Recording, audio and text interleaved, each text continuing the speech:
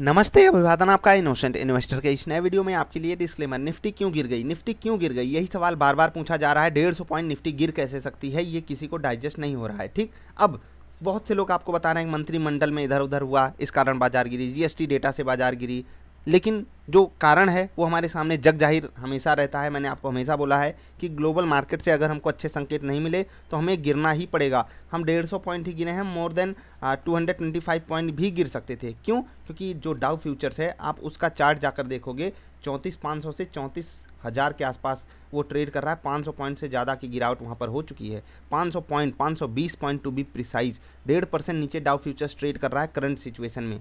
इसी को ट्रैक करती है हमारी मार्केट। और जब यहाँ पर संकेत नेगेटिव हैं, और आप यहाँ पर भी देख लीजिए लगातार गिरावट हुई है, हमारी बाजार भी इसी को फॉलो करेगी। खुलने के लिए हमारे लिए ठीक ठाक संकेत थे, लेकिन इंट्राडे के दौरान हम फिसल गए। तो आप किसी चीज़ को दोष नहीं दे सकते। मार्केट है, प्रॉफिट बुकिंग आएगी, सिचुएशन कंट्रोल में आपको रखनी है, अपने सेटअप को सम्मान देते हुए, अदरवाइज तकलीफ तो होगी ही आपको। ठीक, निफ्टी ट्रेडर सेटअप की बात करेंगे, उससे पहले इंपॉर्टेंट लेवल्स देख लेते हैं। बाजार ने क्या हमारे इंपॉर्टेंट लेवल्स को सम्मान दिया या नहीं। 15,875 एक लेवल आपको समझाया गया था, इस पर आपको नज़र बनाकर रखनी है। ठीक है, 875 जो कि यहाँ पर लेवल आता है, आप इस लेवल को देख लीजिए। बाजार यहीं पर रेजिस्टेंस प्राप्त की और उसके बाद वहीं से अचानक से फिसल गई।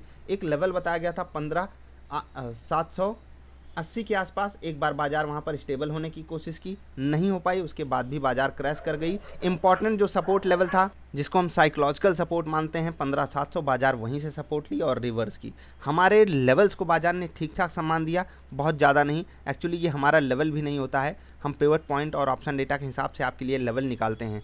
निफ्टी ट्रेडर सेटअप पे आकर बात कर लेते हैं।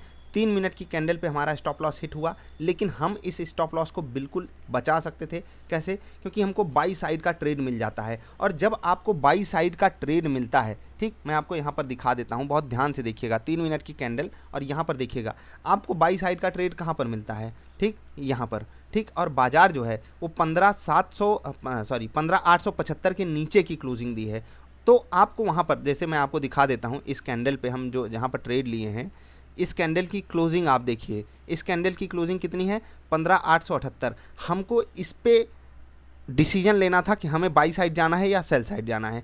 अगर हम अपने इंपॉर्टेंट लेवल्स को समझ जाते 15,875, तो हम सोचते कि एक बार बाजार इसके ऊपर स्टेबिलिटी दिखाती है तभी हमको बाई साइड जाना है। बाकी क्या मेरा स्टॉप लॉस नहीं हुआ हिट? नहीं हो गया मेरा भी स्टॉप लॉस, क्योंकि हमें सेटअप पे ट्रेड लेना है, हम कुछ कर भी नहीं सकते। एक बार हमको देखना था, हाँ यहाँ पर स्टेबल जोन बना रहा है और फिर ऊपर जाना चाहता है। जब 875 को तोड़ेगा तो ऑफकोर्स सी बात है, यही इसके लिए रेजिस्टेंस बनेगा। मैंने आपको इंपॉर्टेंट लेवल में ये बात कल बहुत अच्छे से बताई थी कि ये लेवल बहुत बड़ा रोल प्ले करने वाला है। हम नहीं पार कर पाए, एक बार हम गए थे ऊपर, लेकिन तुरंत ही हम फिसल गए। वो एक होता है ना कि शुरुआत में जब बाजार खुलती है तो अचानक से मोमेंटम आता है।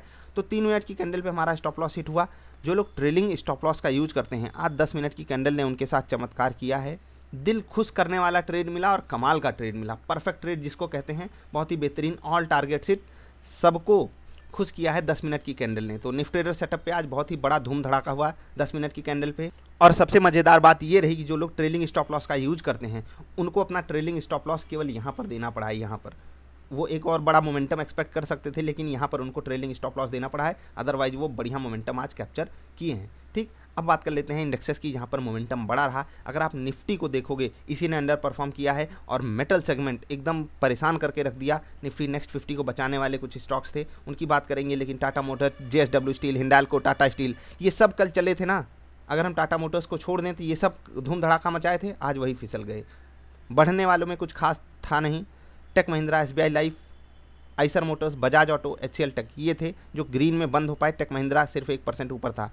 निफ्टी नेक्स्ट 50, यहाँ पर हीरो रहे हमारे दो, कौन कौन से?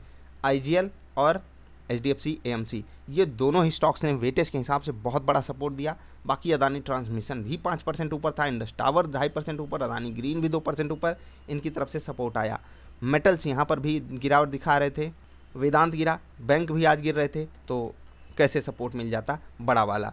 निफ्टी मिड कैप में बचाने वाला था एयू स्मॉल फाइनेंस बैंक और कोफोर्ज। वोल्टास भी पूरी कोशिश किया, एक्साइड भी पूरी कोशिश किया, लेकिन गिरावट में फिर से मेटल्स आ गए सामने। निफ्टी बैंक, इसकी बात क्या करें, आरबीएल बैंक, बंधन bank, state bank, ICICI bank, Kotak bank, ये सब 2-2% गिरे हैं और वेटेज वाले गिरे हैं। तो ये इंडेक्स परफॉर्म कैसे करेगा? जब निफ्टी बैंक वाले स्टॉक्स इतने भयंकर गिरेंगे तो निफ्टी को तो चोट पड़नी ही थी।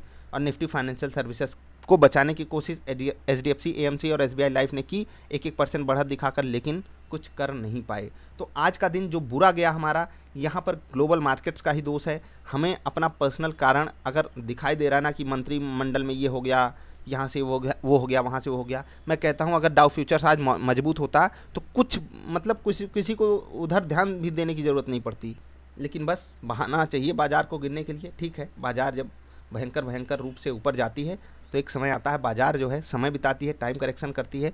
करने दीजिए, जो होगा अच्छा होगा। Let's hope for the best कि अब हमारे लिए कुछ पॉजिटिव मोमेंटम दिखाई दे, डाउ फ्यूचर्स में यहाँ से रिकवरी आए, अमेरिका की बाज़ार इतने भयंकर तरीके से ना टूटे, आज रात जब वहाँ पर ट्रेड हो, सिंगापुर वाली बाज़ार अपनी ठीक ठाक ट्रेड करे। रात में आपके लिए वीडियो लेकर हाजिर होंगे।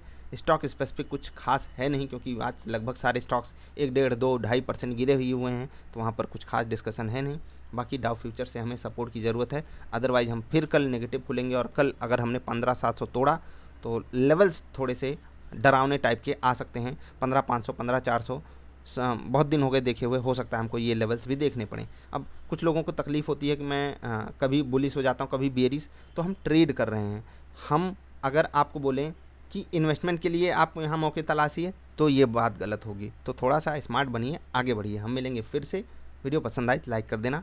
नमस्कार। हाँ, निफ्टी ट्रेडर सेटअप से जिनको ज्वाइन करना है वो वेबसाइट के माध्यम से ज्वाइन करेंगे, और वेबसाइट पे रात 12 बजे तक एक अपॉर्चुनिटी है आपके पास। अगर आपके पास एक छोटी सी स्किल है, आप ज़रूर ज्वाइन कीजिएगा, फ्री ऑफ कॉस्ट है, आपके पास मौका है, ज़रूर जाकर देख लीजिएगा। niftyindia.in विजिट कीजिए, और यहाँ पर आपको कहाँ पर आना है, होम पेज पे जब आप आओगे तो यहाँ पर आएगा बी आर हायरिंग, और यहाँ पर आपको क्लिक करना है। ठीक, तो ज़रूर आकर यहाँ पर चेक कर लीजिएगा क्या आपसे रिक्वेस्ट की गई है जल्दी से, क्योंकि रात 12 बजे तक ही ये एक्सेप्टेड है। मिलेंगे फिर से, नमस्कार।